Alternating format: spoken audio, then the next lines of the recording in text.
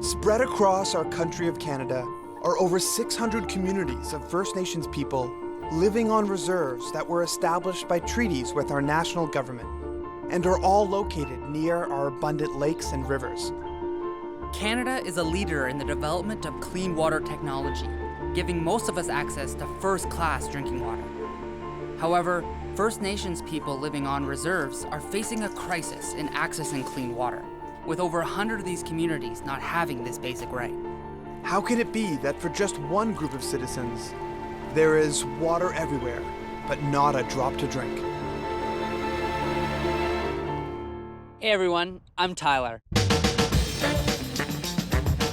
And this is my younger brother, Alex. And together, we're the Water Brothers. We're going to take you on an adventure around the world to explore the state of our blue planet, a planet defined by water and its ability to sustain life.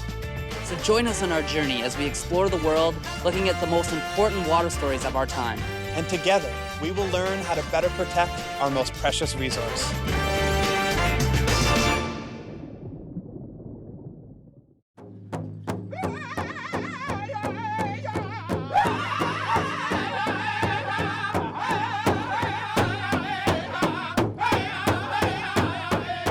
Canada's Aboriginal people have a profound spiritual connection to water.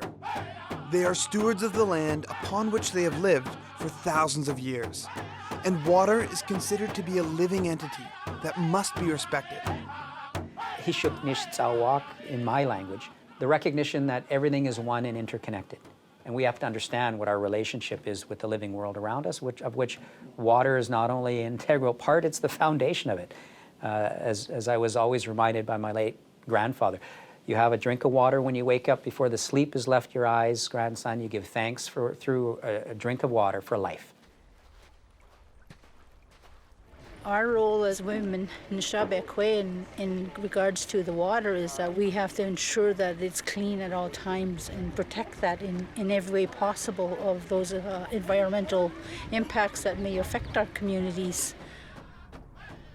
We know that without water, there would be no life. There are so many of us people that rely on this source. And our grandmothers and our women are worried about its quality and its condition. If we do not take care of this life source, its healthiness, what's going in it, how we use it, how we take from it, if we do not take care of that, it is going to weaken and not be able to provide.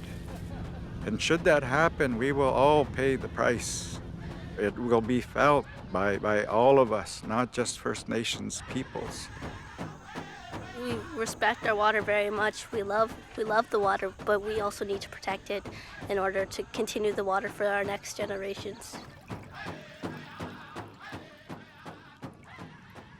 Although First Nations reserves are all located on or near water, much of that water is not actually suitable for drinking, whether it is because of naturally occurring bacteria, pollution, inadequate water treatment and delivery systems, or a combination of all these factors.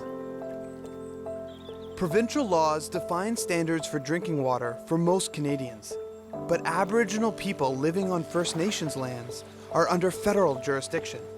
While there is legislation in the works, there are currently no federal laws or standards specifically governing the safety of water on reserves.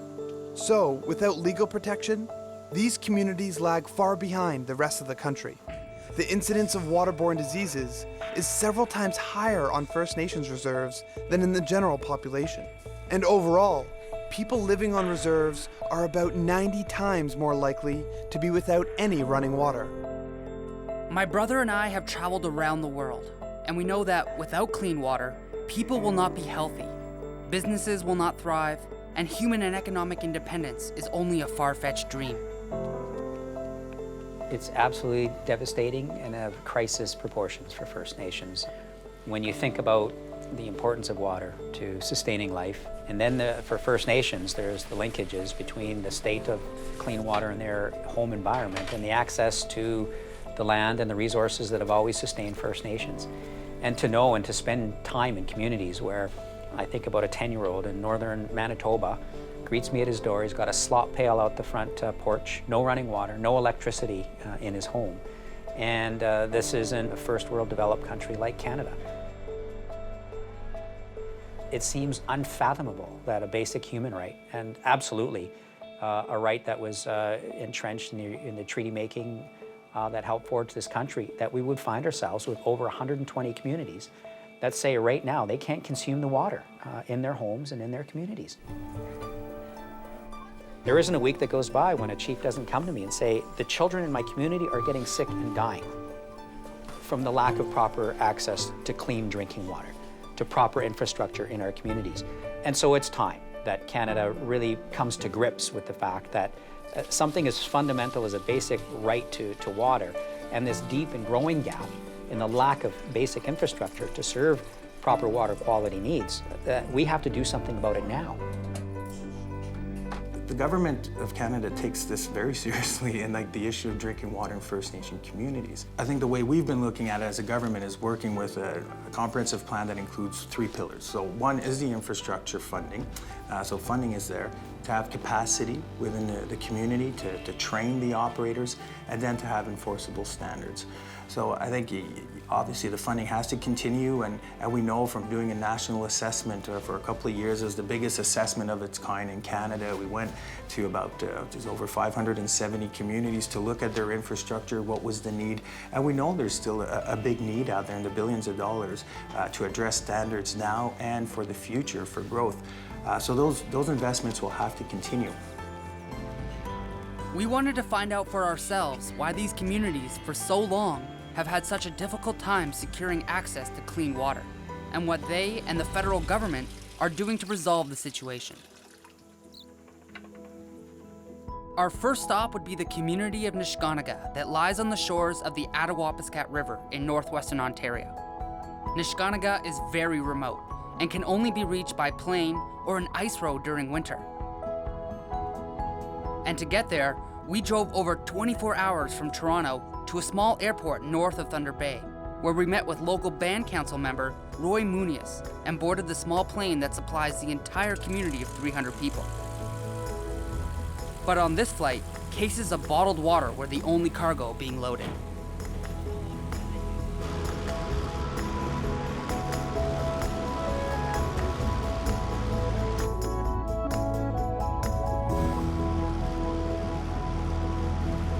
Can't help but notice all the bottled water that we're flying with right now. We've got quite a big cargo. How much water is brought into the community?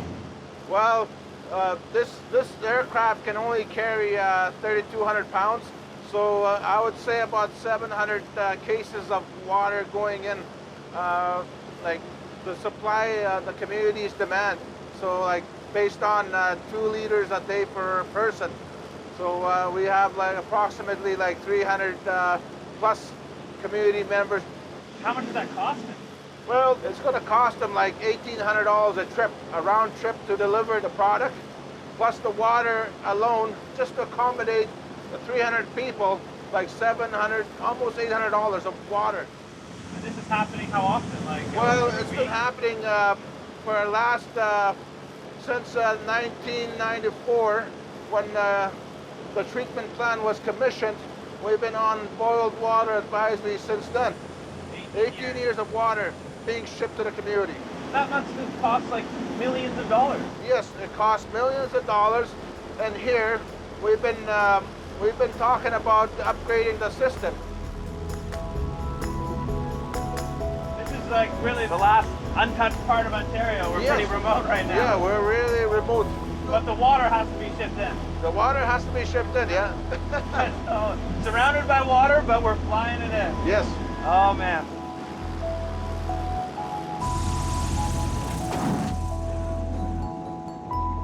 After we touched down, we were met by locals who unloaded all the water, and we joined them as they drove door to door to deliver it to every home. Each resident is provided with only 2 liters of drinking water per day, so all other water in the community must be boiled before cooking, and non-potable tap water is used for bathing and cleaning. As we visited each home, it was the perfect opportunity to speak to residents about the quality of water on the reserve. Right now, I don't feel safe drinking water. because they're all times they're talking about the water boil advisories since when they start building the water plant. And it's been a long time. Which is not safe for me or for my family. Even though the water piped to their homes is not safe, residents have no choice but to bathe in this water, which has caused serious health problems within the community. He doesn't trust the water because it gives him a rash. Many people experience rashes and open sores simply by taking a bath or shower, which is believed to be a result of elevated levels of chlorine in the water supply, intentionally put there to prevent serious outbreaks of waterborne diseases. While most water treatment plants in Canada use chlorine, Neskantaga is forced to use much higher levels due to an inadequate water treatment plant and piping system. I think the government has to improve the water system here. There have been so many upgrades has been done, and there's no improvements on the water. Bacteria, whether from human activity or naturally occurring, can thrive in any water, as it does around Neskantaga. This contamination is manageable with proper standards, treatment, and distribution systems that exist in most of Canada, but not here.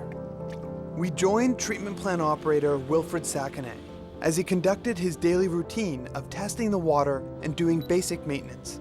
It didn't take long to realize why the system is not adequately treating the water. Sand is an important filtering agent in this system, but needs regular recycling. The machinery to do this was never provided. The distribution system is poorly designed, and the plant constantly breaks down.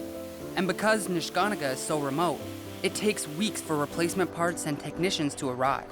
The band cannot afford their share of the ongoing repair costs after 18 years, along with retaining trained maintenance staff. The system itself was bound to be a failure because when they started back in 1994, it was more like just a pilot project. So they wanted to try something in this community, a slow sand filtration system. So you see now that the quality of the water is not 100% acceptable. In response to these ongoing problems, the federal government decided to install a small reverse osmosis system as a temporary measure.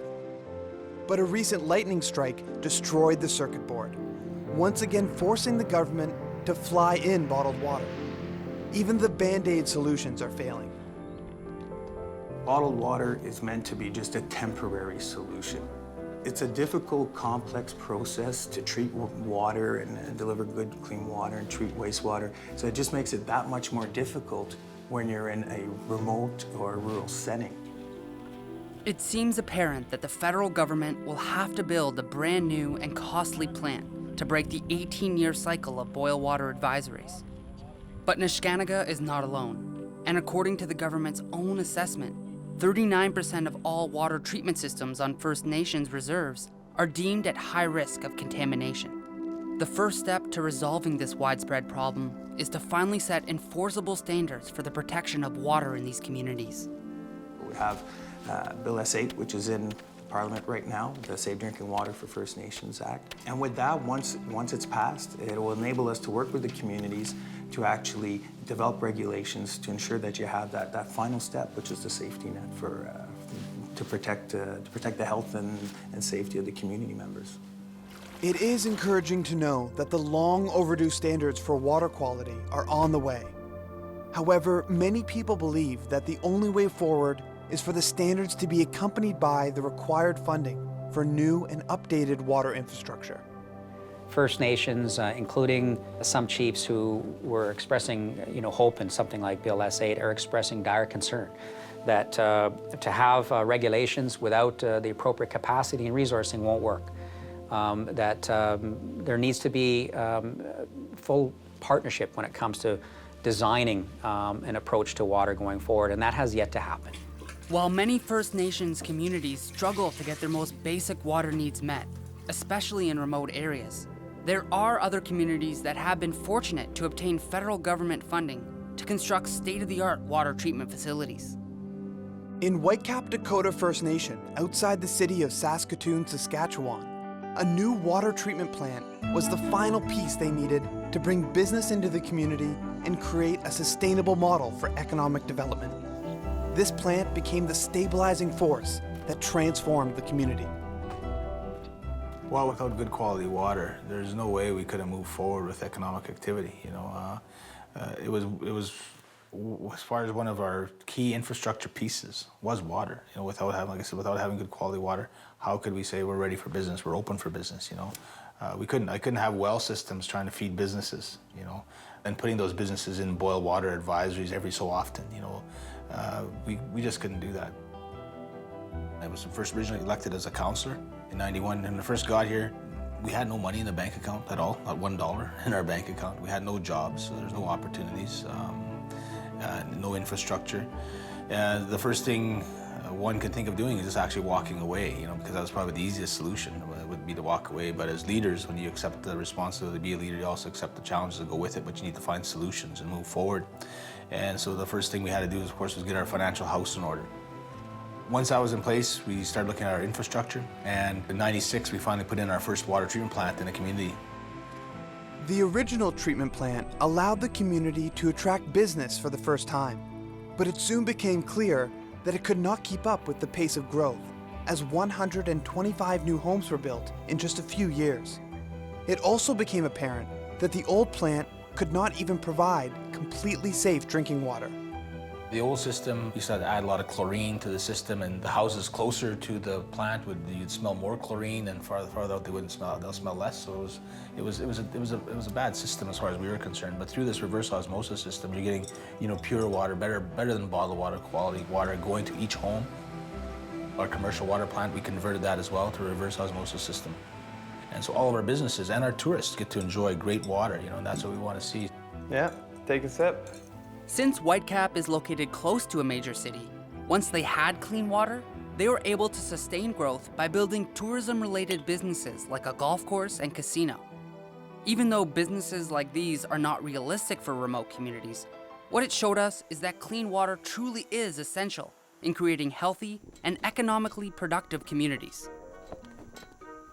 A lot of our communities want to be ready for business. They want to be a part of the economy.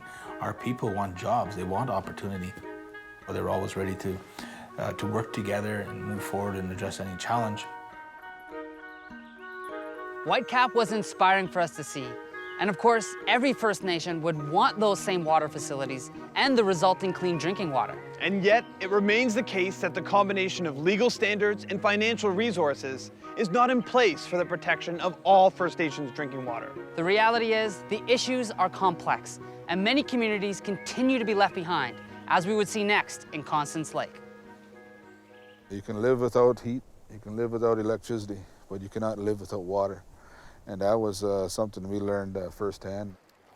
Ecosystems and watersheds are interconnected and do not conveniently follow political borders and jurisdictions. Constance Lake, near the town of Hearst in northern Ontario, used to get all of its drinking water from the lake it's named after. While this reserve is on federal land, it is nevertheless significantly impacted by activities off the reserve.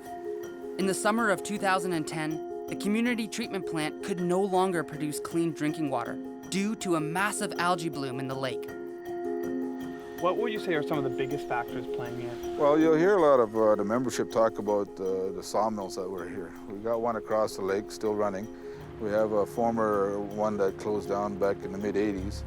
And we also got a provincial dump that flows into a lake that flows into here, all contributing to that.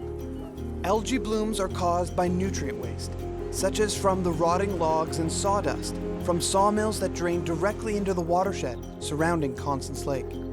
During the summer of 2010, warm temperatures and runoff from these sources that are off the reserve combined to create the perfect conditions for algae growth on an unprecedented scale, which also clogged the intake pipes for the treatment plant. We called a crisis. We made a state of emergency declaration, and we were still left high and dry. Not until about the third week in is where we started getting some support to buy water. So it was a real challenge. This blue-green algae bloom, it was A lot of people reporting rashes, hives, blisters. The kids even more so because they're more susceptible to the impacts that are running through the water system. And we didn't really know it at the time, but this was what was causing it. Canada's north is in the midst of a period of rapid natural resource development. In the past, some of these developments have negatively impacted First Nations by polluting water supplies and harming local populations of fish and wildlife. However, many community leaders believe that the extraction of natural resources that once harmed their lands could now provide the way forward for prosperity and independence. There was a time where we lived off the land and we were a primary benefactor to the fur industry. But when that died out, we've been left behind. And now with all these new natural resource development projects, the governments should look at this as an opportunity to put us back in a benefactor column versus the, oh, here's the burden column. When, hey, we're the ones here, we're the ones on the land, we're the ones that still use it and love it and look after it. Why don't put us in the driver's seat? At a time in the history of this country when it's recognized there are $650 billion in natural resource development that this country is seeking to see implemented in the coming decades, and who is adjacent to every single natural resource, adjacent to every hydro proposed development, adjacent to every proposed hole in the ground that is sought to be drilled or energy to be transported. It's First Nations. One of these major developments is planned to take place near the community of Neskantaga that we had first visited. The mining project called the Ring of Fire would make Ontario one of the world's largest producers of chromite, a key ingredient in the production of stainless steel. Chromite mines in open pits like these are known to produce carcinogenic byproducts that have the potential to contaminate local watersheds that flow through many different communities in the region. When you spend time in a community like Neskantaga and see how its people are so fundamentally connected to water and wildlife for their food and livelihoods, you gain a broader perspective on just how vital it is for their water to be absolutely protected. It seems likely that this mining project will go forward, and it presents a great opportunity for the federal government, First Nations communities, and the province to engage in productive consultations and planning to ensure that past mistakes are not repeated. It is estimated that the chromite will be mined in this region for over 150 years, which makes it even more important that adequate water treatment systems are first brought to communities like Neskantaga before any such developments begin. The only way forward for a Canadian economy is if First Nations are full partners. So we need to understand what that means. That means not bit players, not on the margins, but helping to determine if and how projects go ahead. As I said earlier, not opposed to development, but just not supportive nor accepting of development at any cost, and that includes to future generations. Eagle! An eagle! Like I see an eagle there. It's a tall order, obviously, but the way I see it, at least we can get people at the table talking about it. It's the first step towards actually trying to find a solution to the problem. At the heart of this, we're going to come back to fundamentals. Hishuk Ishtzawak, our relationship with the living environment around us, and water, the giver of life. The struggle for clean water by First Nations is one of the most complicated stories we've ever come across. And it was impossible to just look at the water issue because it's so deeply rooted in this historical relationship between the federal government and Aboriginal people. But from our perspective, how can you ever expect First Nations to achieve sustainable development if they don't have access to clean water? Well, it's clear there are no simple answers, but there are a few solutions that must be addressed by all levels of government. For starters, First Nations need federal funding to update old treatment facilities or to build and maintain new modern treatment plants. That much is certain. And secondly, First Nations need a stronger voice at the decision-making table for industrial developments that occur in and around their lands. This should help reduce water pollution in the first place and open up more jobs and economic and educational opportunities to create stronger communities that can actually help finance their own water projects. As a developed nation in the 21st century, it is unacceptable in Canada to have entire communities without reliable access to safe drinking water. We have the know-how to change that.